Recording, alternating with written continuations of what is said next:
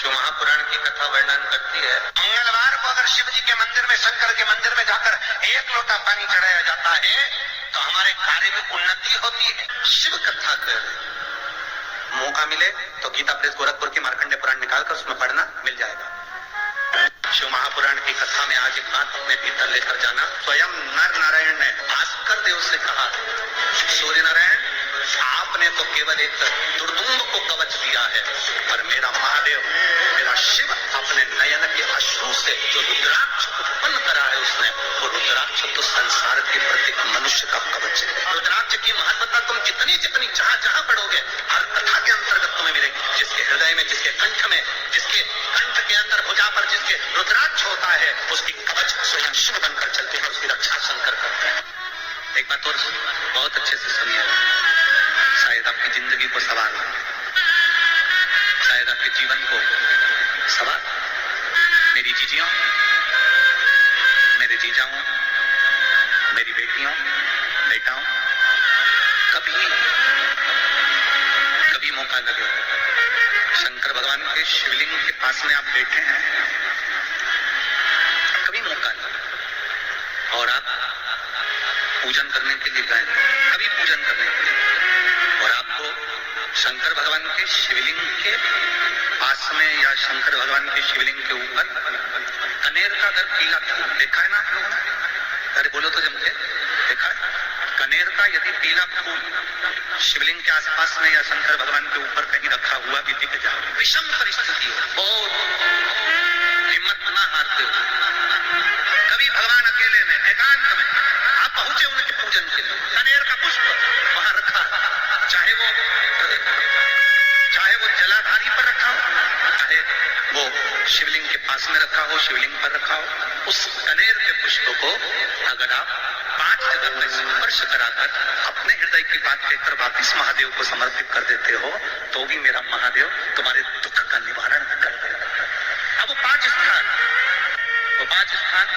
पहला गणेश जी, गणेश जी का जो स्थान होता है वह जगह, दूसरा षडानंद कार्तिक,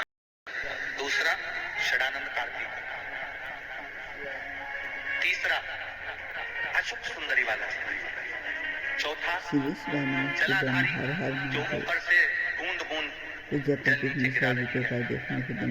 जया, विषहरा, शामलीबारी, दौतली, देव, शंकर जी की 5 बेटियां, और 5वें नंबर का है शंकर भगवान के, जो कैसे वर्णन किया जाए, त्रिशूल के 3 भाग होते हैं। करें दर्शन आप लोगों ने, ये से सामने त्रिशूल लगा है, इस त्रिशूल के ऊपर देखेंगे तो 3 भाग दिख रहे हैं, नजर आ रहे हैं सबको? त्रिशूल का जो 3 भाग होता है, उस 3 भाग का जहां ज्वाइंट होता है, जहां मिलता है, एक जगह पर देखो तीनों भाग एक जगह पर मिले, 3 भाग का जहां मिलन होता है, पंचम स्थान, ये 5वां स्थान, यहाँ पर स्पर्श कराकर शिवलिंग पर अपनी कामना कर श्री शिवाय नमस्कुभ्यम कर बाबा से अपने मन की बात कहकर जो समर्पित कर देता है।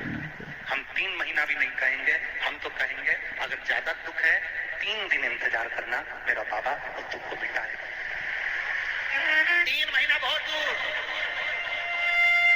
और करना है दिल से, और ये नहीं कि आप जान करके पहले फूल रखिए आए और जान करके आपने काम किया, जान कर नहीं होता वो तो। कभी वहां पर अगर कनेर का पुष्प वहां मिल जाए, जान कर नहीं कि तुमने किसी का छोरा से कह दिया तू चढ़ा कर जा मैं आ जाऊंगी, ऐसा होता है ना कई बार, जिसको बहुत शौक होता है शगुन कराने का कि गाय बछड़े को दूध पिला रही होगी तब हम यहाँ से निकलेंगे, कोई अंडा लेके जा रही होगी तब हम यहाँ से निकलेंगे, तो कई माताओं की आदत रहती है अपने घर की माताओं से कह देती है अंडा लेके निकल, अंडा लेके निकल, शगुन हो जाएगा। ऐसा नहीं, अचानक एकदम आप गए दर्शन करने के लिए, बाबा अकेले, मेरा शंभो, मेरा त्रिकालदर्शी, मेरा कैलाशी, मेरे शंकर अकेले,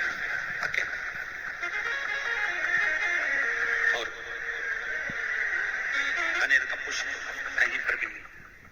ये रखा कि आपके दुख के निवारण के लिए जब हम अपने मन की बात बाबा से कहते हैं, बाबा अब कुछ आप कृपा करेंगे, त्रिशूल उठाएंगे तब मेरा कष्ट दूर हो सकता है, मेरा ये रोग है, मेरी ये बीमारी है, मेरा ये दुख है, तब मिट सकता है। गणेश शंकर के मंदिर में जाकर किसी देवता को ढूंढने की जरूरत नहीं है। जहां शंकर भगवान का शिवलिंग रखा हुआ है वो माता जी का हस्तकमल है, माता पार्वती जी का स्थान है। जहां शिवलिंग रखा है वो शंकर भगवान है।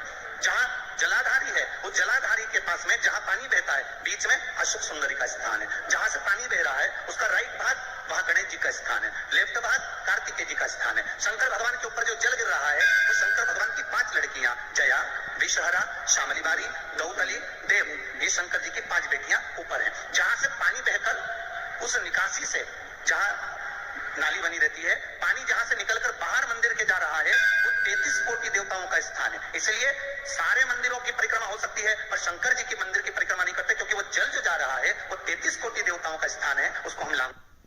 आप किसी कार्य के लिए जा रहे हो और कार्य नहीं हो रहा, बहुत समय से लगे हो कि मेरा ये काम बहुत जरूरी है, होना चाहिए और नहीं हो रहा, बहुत प्रयास आपने कर लिया, तो जो हरी मूंग होती है ना, जिसकी मूंग की दाल जिसको बोलते हैं हरा मूंग जो होता है, तो मूंग की जो दाल होती है या मूंग होता है, इस मूंग को पानी में गला दो और गलाने के बाद इस मूंग में एक बेलपत्र रख दो।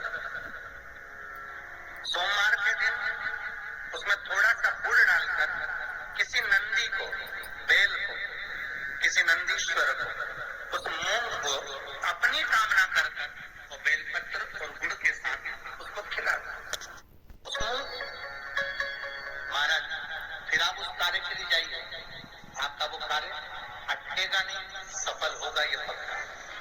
हम तो यहाँ तक कहते किसी अदालत में पेशी चल रही है, फाइल आगे ही नहीं बढ़ रही, तुम प्रयास कर रहे हो और वो फाइल आगे ही नहीं बढ़ रही, वहीं की वहीं अटकी हुई है। जब देखो जब जाओ तो पेशी नहीं मिले या नंबर ही नहीं आए, तो वो भी ये कर जाना, अगली बार फोन कर बताना कि आपको फायदा मिला कि नहीं।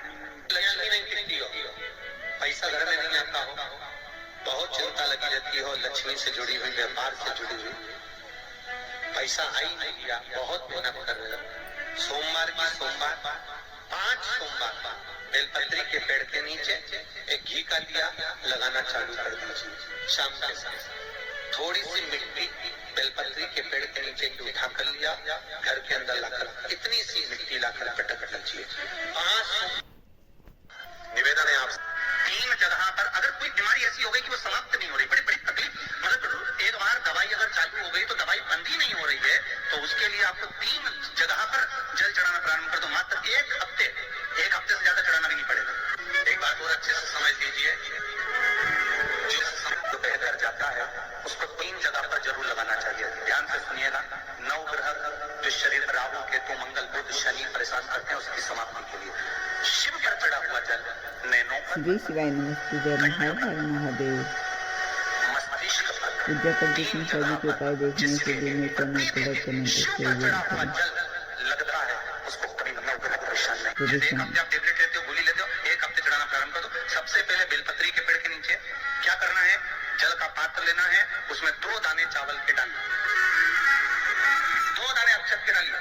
पहले बेलपत्री के पेड़ के नीचे जाओ, वहां जल चढ़ाओ, फिर जाइए पीपल के वृक्ष के नीचे, वहां जल चढ़ाइए, आखिरी में या तो शमी के नीचे या फिर आंवले के नीचे, इन दोनों में से कोई एक वृक्ष जिसके नीचे। और 1 हफ्ते अगर आपने आंवले में चढ़ाया है तो आंवले में ही चढ़ाना, शमी में चढ़ाया है तो शमी में चढ़ाना, ये बदल के मत चढ़ाना कि आज मैं शमी में चढ़ा देता हूँ कल आंवले में चढ़ा दूंगी, ऐसा नहीं। बेलपत्री के पेड़ के नीचे एक जो पत्ता आपके पास में हो, पान का मिल जाए तो पान का, पीपल का मिल जाए तो पीपल का, बेलपत्र का मिल जाए तो बेलपत्र का, उस पत्ते पर मात्र थोड़ा सा शहद और 7 दाने चावल रखकर घी का दिया लगा दो महाराज, और थोड़ा सा जल हाथ की अंजलि में लेकर भगवान देव महादेव का स्मरण कर इस बेलपत्री के वृक्ष के नीचे माता लक्ष्मी, पार्वती, सरस्वती विराजमान है। इसी बेलपत्री के पेड़ के नीचे मेरे देव महादेव का 12 ज्योतिर्लिंग का स्वरूप प्रकट, उनका स्मरण कर जल चढ़ा दीजिए और उसका स्मरण कर लो जो चिड़चिड़ प्रवृत्ति करता, क्रोध करता, जिसको बोलने का भान नहीं होता हो, सम्मान। श्री शिवाय नमस्तुभ्यम, हर हर महादेव। पूज्य प्रदीप मिश्रा जी ने मंगलवार के और सोमवार के बहुत अच्छे और अचूक उपाय बताए हैं। पूज्य प्रदीप मिश्रा जी ने बताया है कि अगर हमारे घर में लक्ष्मी नहीं टिक रही है तो उसके लिए सबसे बेहतरीन उपाय है कि हमें एक दीपक हमेशा भगवान शिव के मंदिर में और एक दीपक हमें बेलपत्री के पेड़ के नीचे लगाना चाहिए। ऐसा लगाने से हमारी मनोकामना पूरी होती है और घर में लक्ष्मी टिकने लगती है। पूज्य प्रदीप मिश्रा जी के उपाय बताए हुए अगर आप करना चाहते हैं और आपको अच्छे लगते हैं तो उसके लिए हमारे चैनल को लाइक, कमेंट और शेयर जरूर करें। मेरा चैनल है धार्मिक वीडियो।